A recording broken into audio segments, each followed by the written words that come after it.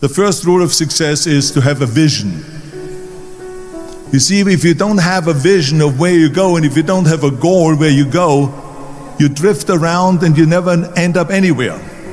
It's like you can have the best ship in the world, you can have the best airplane in the world. If the pilot or the captain doesn't know where to go, it would just drift around. It would not end up anywhere, or most likely in the wrong place. So I was very fortunate that I stumbled onto my vision. I mean, as you know, I was born in 1947 in Austria after the Second World War. And I didn't really like Austria when I grew up. I couldn't wait to get out of there. I couldn't see myself becoming a farmer or a worker in a factory or anything like that. Even though my parents wanted me to stay there and have a normal life.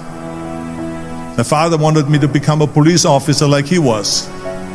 My mother wanted me just to stay there and marry a girl with the name of Heidi, hopefully, and have a bunch of kids and run around like the Van Trapp family in The Sound of Music. But that was their vision, not mine. My vision was totally different. I felt that I was born for something special, for something unique, for something big. So I was searching. Then one day I went to school. I remember I was 11 years old, and they showed a documentary about America. And there they showed in this documentary the huge skyscrapers, the high-rises, the huge bridges, the 6-lane freeways, the huge cars with the wings sticking out, and all of this stuff. And I said to myself, that's where I want to be. I don't want to be around here with these little farmhouses and these little buildings and everything is old. I want to be in America.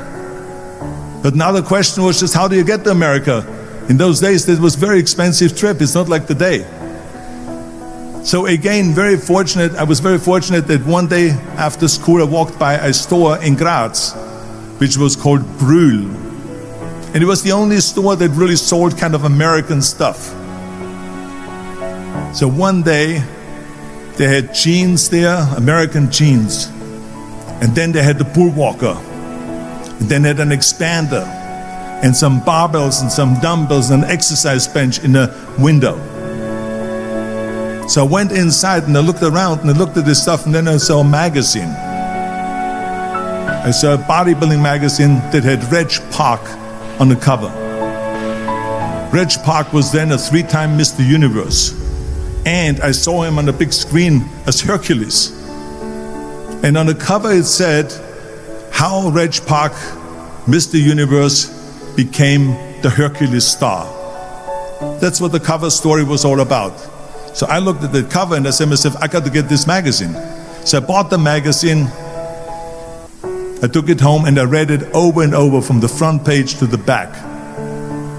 It had everything in there, how he trained, how he was working out in Leeds, England, in a factory town, how he worked out every day for 3-4 hours and became the strongest man of Europe, and how he won Mr. Europe and Mr. Great Britain, and then eventually Mr. Universe, and how he won the second Mr. Universe and the third Mr. Universe,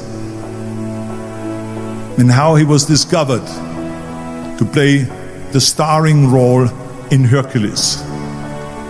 I read that and I said to myself, wow, this is the blueprint for my life. This is exactly what I want to do. I want to become a bodybuilding champion just like Reg Park. Do you know how great it felt that I knew where I was going? Imagine the majority of people don't know where they're going. I knew where I was going, that I'm going to become this bodybuilding champion just like him. So it was just a question of how do you do it? I was so relieved, because when you have a goal, when you have a vision, everything becomes easy. Because remember that in America, for instance, when you study, you will see the percentage of people that like their jobs. 74% hate their job in America. Now, this is not much different when you come to Europe. The majority of people don't like what they're doing Because they're really not doing it because they didn't have a goal and they followed this goal. They just aimlessly drift around, and then all of a sudden there's a job opening, so they get that job because you have to work. But then when you work, it's a chore. It's work. It's not fun. So if you think about, only a quarter of the people really enjoy what they're doing in life. That is unbelievable if you think about it. So I felt so blessed that I knew what I was doing. It's like a medical student that studies and knows he wants to become a doctor. You know where to go. So I knew where to go. So people always ask me, when they saw me in the gym in the pumping iron days, they say, why is it that you're working out so hard? 5 hours a day, 6 hours a day, and you have always a smile on your face. The others are working out just as hard as you do, and they look sour in the face. Why is that? And I told people all the time, I said, because to me, I'm shooting for a goal. In front of me is the Mr. Universe title. So every rep that I do gets me closer to accomplishing that goal, to make this goal, this vision turn into reality.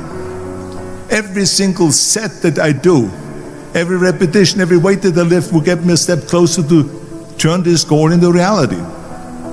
So I couldn't wait to do another 500-pound squat.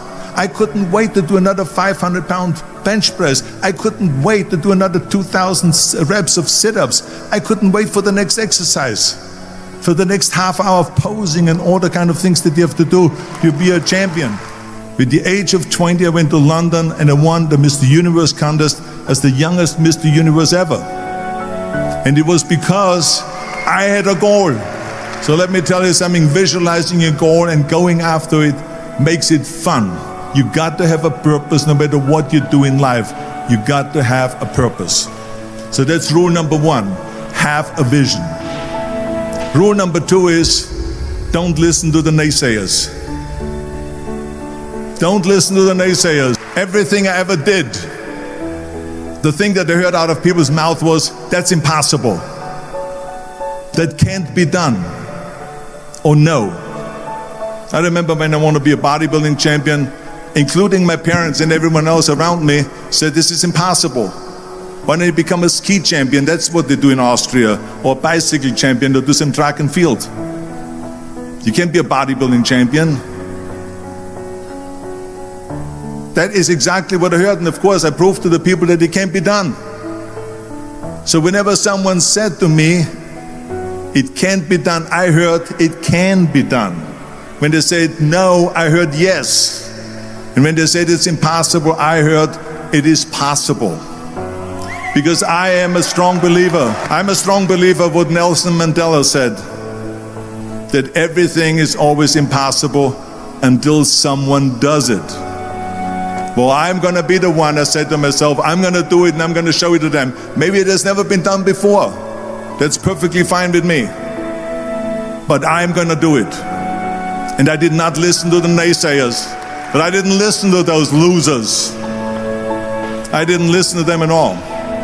Because that's exactly the way it was in politics again, when everyone said no, no, no, and it can't be done. And then became governor of California. And this is with everything like that. This is just the reality of it, is that you cannot listen to the naysayers. So this is a very important lesson for all of you. If I would have listened to the naysayers, from bodybuilding to show business to politics, I would not be standing here today talking to you. I would be in Austria in the Alps yodeling. That's right. I would be in Austria still left yodeling. That's what I will be doing, exactly. So this is why I say don't listen to the naysayers. And the next thing, the third point that I'm going to make to you is work your ass off. There is no magic pill. And it drives me crazy when people say that they don't have enough time to go to the gym for 45 minutes a day and work out. Or to do something for 45 minutes to an hour a day to improve. If it is physically improve or if it is mentally to improve. Imagine you read 1 hour a day about history. How much you will learn after 365 hours. in 1 year. Think about if you study about the history of musicians, of composers, how much you would know. Imagine if you would work on a business, on some business that you want to develop every day for an hour. Imagine how further along you will go and get. So it drives me nuts because we have, when people say we don't have the time, we have 24 hours a day. We sleep 6 hours a day, so that gives you still 18 hours. So we have 18 hours a day. The average person works around 8 to 10 hours. So let's assume it's 10 hours, so we have 8 hours left. Then you travel around an hour a day, maybe 2 hours a day. So now you have still 6 hours left. So what do you do with these 6 hours? What do you do with these 6 hours? Then we eat a little bit, then we schmooze a little bit, talk a little bit to people and all that stuff. But you can see how much time there is available if you organize your day. So you got to work hard. I mean, let me tell you something. When I went to America, I went to college. I went and worked out 5 hours a day. And I was working on construction. Because in those days in bodybuilding, there was no money. I didn't have the money for food supplements or anything. So I had to go to work. So I worked in construction. I went to college. I worked out in the gym, and at night from 8 o'clock at night to 12 midnight, I went to acting class 4 times a week. So I did all of that. There was not one single minute that I wasted. And this is why I'm standing here today. I became very friendly with Muhammad Ali in the 70s. And Muhammad Ali worked his butt off. And I saw it firsthand. And I remember that there was a sports writer that was there in the gym when he was working out and he was doing sit-ups. And they asked him, how many sit-ups do you do? And he said, I don't start counting until it hurts. Now think about that. He doesn't start counting his sit-ups until he feels pain. That's when he starts counting. That is working hard. And so you can't get around the hard work. It doesn't matter who it is. As a matter of fact, I believe what Ted Turner said, work like hell and advertise. And that means that you start thinking about plan B, and every thought that you put into plan B, you're taking away now that thought and that energy from plan A.